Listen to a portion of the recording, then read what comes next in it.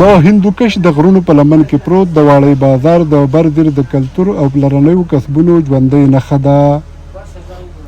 دلته د هر سهار له رڼا سره بازار راویښیږي او د دوکانونو له دروازو سره د روزګار نوی باب پرانیستل شي. د دې بازار په هره کوڅه کې د خوارۍ، هنر او دودونو کیسې پرتې دي.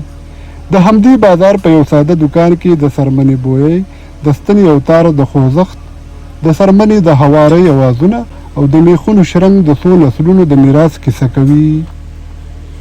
دا د لطیف راجا دوکان دی. هغه د خپلې کورنۍ هغه پلرنی کسب پر مخ وړي چې له پلار او نیکه ورته په امانت پاتې شوی دی. زمونږ پلار، زمونږ نیکونو، زمونږ څومره فیملي، زمونږ څومره خاندان چې دی د هغو دا روزګار دی او د ډېر وخت نه دا روزګار کوي او زمونږ په دې روزګار کې ډېره ښه تجربه حاصله شوې ده. مونږ چې په خپل لاس باندې کوم شی جوړو نو هغه معیاري، اوریجنلي، ایک نمبر وي. زمونږ څیز بهر ملکونو ته، سعودي عرب ته، دوبۍ ته، عمان، قطر، تر د امریکې پورې څومره غټ ملکونه چې د هغې پورې مونږ سپلی لیږل دي، سپلیان یې کړي دي او خلک ترې ښه مطمئن دي. ټیک ده. په یوه جوړه سپلی باندې چې دی نو لکه اوس یو عام چالاني کار نو چالاني کار کې خو ډېرې جوړېږي، د ورځې 3 جوړې هم جوړېږي، 4 هم جوړېږي، خو چې اوریجنل شی په معیار یې جوړی، په ښه مټیریل کې جوړی نو هغې باندې کم سے کم یو ورځ ثابته لګي، د سهار نه د ماښامه پورې په یو جوړه باندې لګي چې جوړی. د ده په لاس جوړې شوې څپلۍ د زغم، مهارت او کلونو تجربې څرګندوي. دلته هره څپلۍ په بیړه نه بلکې په حوصله جوړیږي. د څرمنې له پرې کېدو تر ګنډلو او وروستي قالب پورې هر پړاو د هنرمند د لاس خواري غواړي. د لطیف راجا پخوانی ګاګ عطاالله وایي د واړۍ د لاس جوړې شوې څپلۍ د خپل کیفیت او پایدارۍ له امله ځانګړی نوم لري.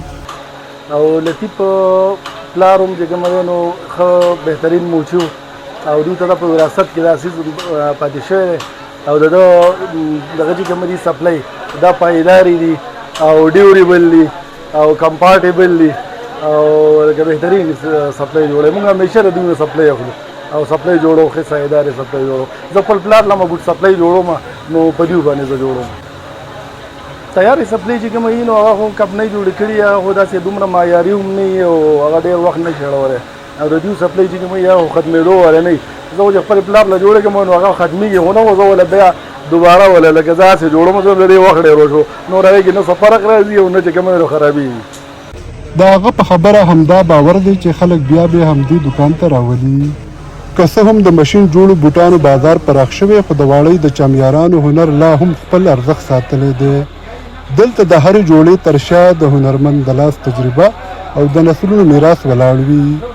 له اسلام آباد راغلی د سپلو ګاګ نوید انجوم وایي د واړۍ د سپلو نوم یې ډېر اورېدلی و. هغه زیاتوي کله چې د خپلو سترګو په وړاندې د یوې جوړې د جوړېدو هر پړاو ولید نو پوه شو چې د لاس هنر لا هم خپل ځای لري. نرسنګ کومه او دا غزینه مونږ دلته په سپلو پسې راځو. د اسلام آباد نه مونږ واړۍ ته په سپلو پسې راځو ځکه د دوی ډېر اعلی کوالټي او ډېر معیاري څیز جوړوي او ډېر زبردست د دوی چې کومه دی نو کوالټي ده. دا دوی په خپل لاس جوړوي او مونږ دا مخکې استعمال کړی. مونږ دلته بار بار راځو او مونږ نور کسټمر ته هم دغه ورکوو چې تاسو دلته راځئ او د دې ځای نه دغه شانتي پایداري او ښې کوالټۍ والا سپلۍ د دې ځای نه حاصلې کوي.